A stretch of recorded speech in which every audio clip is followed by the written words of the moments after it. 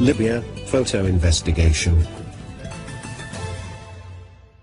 I present to you the armor-piercing material that demonstrates the real source of revolution in Libya. You will see that the rebels have new foreign weapons which were not adopted by the Libyan military forces. Foreign instructors, foreign weapons, foreign money, foreign scenario, but native blood. When the flow of pictures from Libya started, the evidence-staged character of the pictures led one to want to take a deeper look at the situation. Note, all the pictures shown were taken by Western journalists, highlighting the situation from the rebel standpoint only.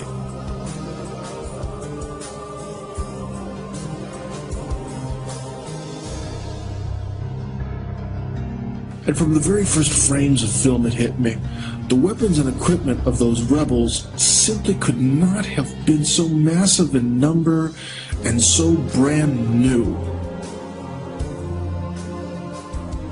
Unless the weapons somehow found their way there on time from the outside.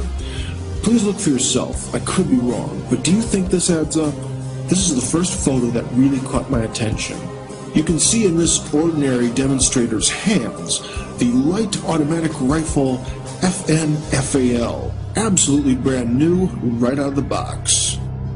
The rifle is produced by the Belgian armaments manufacturer FN. During the Cold War, it was adopted by many North Atlantic Treaty Organization countries, with the notable exception of the United States. It's one of the most widely used rifles in history, having been used by over 90 countries.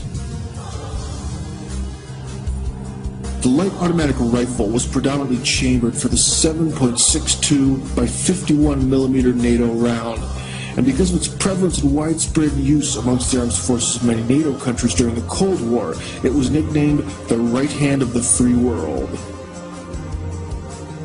This guy has another brand new FN-FAL. And as does this guy as well.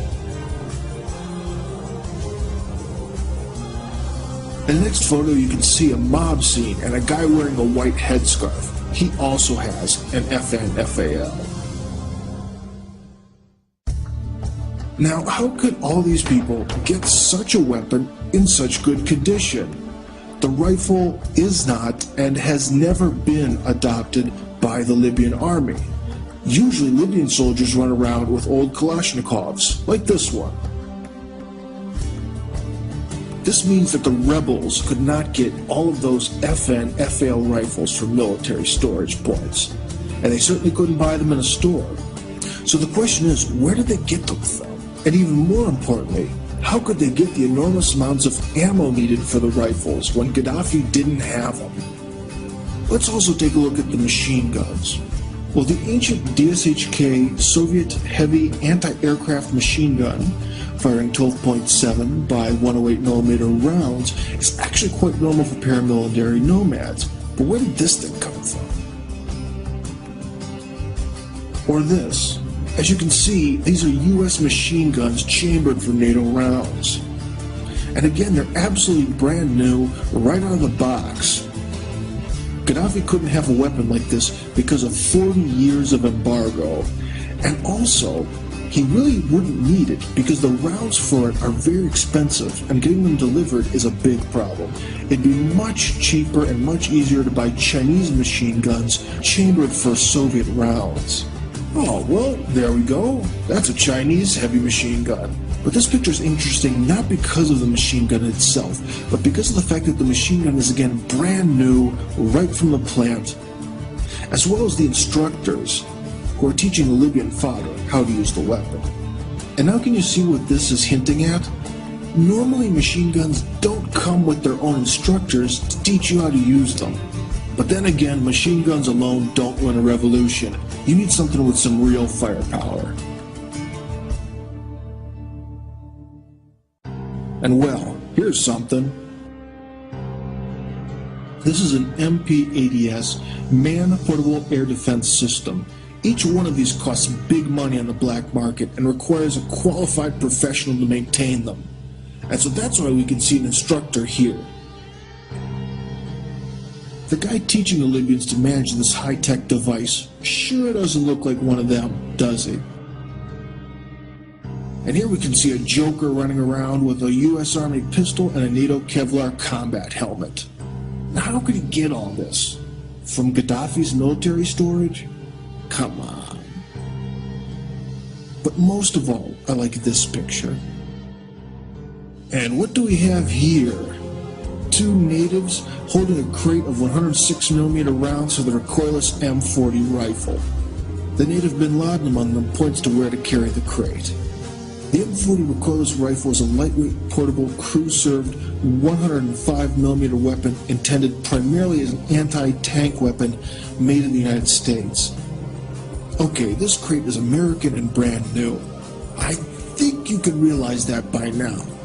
For example, if you look at the perfect condition of the crate, straps, come on, you can't tell me that this came from Gaddafi's ancient storages. Excuse me, but if you still think this, I doubt the adequacy of your perception of reality, sir.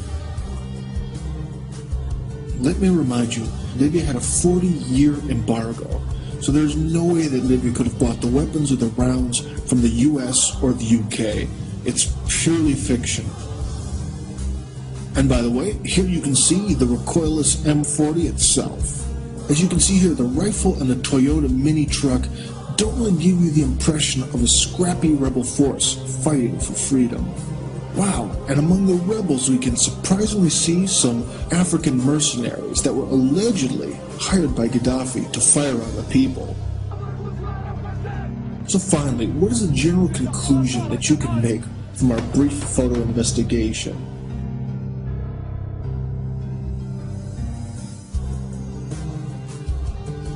Well, we can see a lot of brand new NATO weapons, foreign instructors, American ammo, new uniforms and equipment, and a suspiciously large amount of non-Libyan mugs. Do you know what this looks like? You're absolutely right. It definitely looks like a well-organized coup from abroad.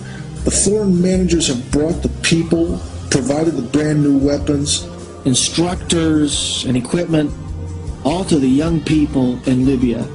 Naive young people who work for free drugs, dope, and just the rush of being a revolutionary.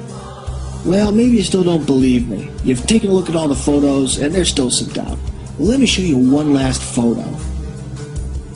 This is what a real desert fighter looks like. No clean NATO weapons, no shining brand new American ammo from unopened boxes, and no Kevlar vests from Europe. Just some rags, an old gun, an axe, and the will to fight. That's what you see there, and that's what everyone fighting should look like. So what's your opinion now? Do you really think all those people in the previous photos are real common demonstrators? What do you think?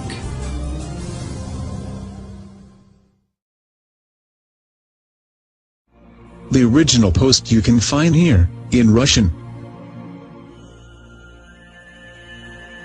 Share information with friends. For more information visit website nstorykov.ru.